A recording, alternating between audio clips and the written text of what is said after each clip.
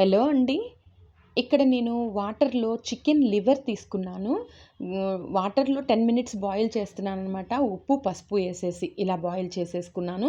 ఇప్పుడు ఈ వాటర్‌ని మొత్తం శుభ్రంగా వంపేసేయాలి. ఇంతకీ నేనేం చేస్తున్నానో మీకు చెప్పనే లేదు కదా! చికెన్ లివరు పాలకూరతో ఫ్రై చేసుకుందాము. చాలా రుచిగా ఉంటుందండి. మీరెప్పుడు ట్రై చేయకపోతే ఒక్కసారి చూడండి.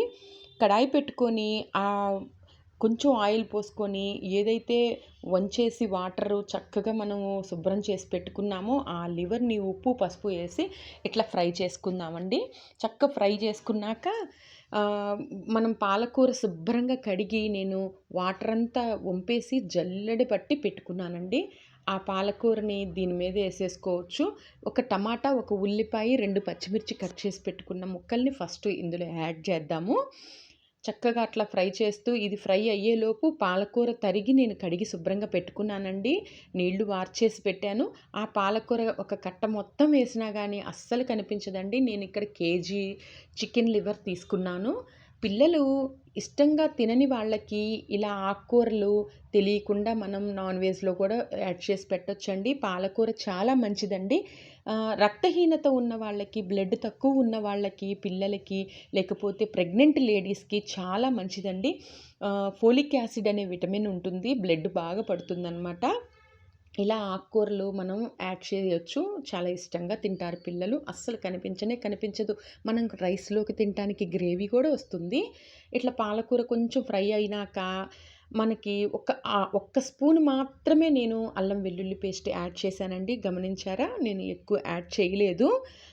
ఇట్లాగా చక్కగా పాలకూరలో వచ్చే వాటర్‌తో కూడా చక్కగా కుక్ అవుతదండి. మూత పెట్టే ఫ్రై చేయండి. ఇక్కడ నేను బాగా కొత్తిమీర, కరివేపాకు తీసుకున్నానండి. పిల్లలకి కళ్ళకి, హెయిర్‌కి చాలా మంచిదండి. పిల్లలకే కాదు పెద్దవాళ్ళకైనా గానీ ఇలా ఇష్టంగా తినరండి. కరివేపాకు కూడా తీసి పక్కన పెడుతుంటారు కదా! పిల్లలు ఆకుకూరలంటే ఇష్టం ఉండదు పిల్లలకి. అలా అని మనం వదిలేయలేము కదా! ఏదో ఒక కూరలో ఏసి ఇట్లా యాడ్ చేసేసి చక్కగా మనం తినిపించాలి. ఇట్లా కొత్తిమీర, కరివేపాకు కూడా కనిపించకుండా చక్కగా ఫ్రై అయిపోయింది. చూడండి టమాటా, ఉల్లిపాయని అన్నీ యాడ్ చేశాను. ఇక్కడ టేస్ట్ కోసమని నేను కబాబ్ మసాలా కొంచెం యాడ్ చేశాను కానీ, అదేమి కంపల్సరీ కాదండి. మీరు వద్దు అనుకుంటే స్కిప్ చేసేయొచ్చు. ఓన్లీ ఒక స్పూన్ అల్లం వెల్లుల్లి పేస్టు, ఉప్పు, కారం, పసుపు, ధనియాల పొడి, గరం మసాలా ఇంతేనండి.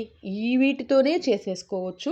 ఇట్లా చక్కగా ఆకుకూర కనిపించకుండా ఫ్రై చేసేసుకోండి. ఇందులో ఉన్న వాటర్ మొత్తం ఫ్రై అయిపోతదనమాట. ఇక అంతేనండి. చాలా ఈజీ.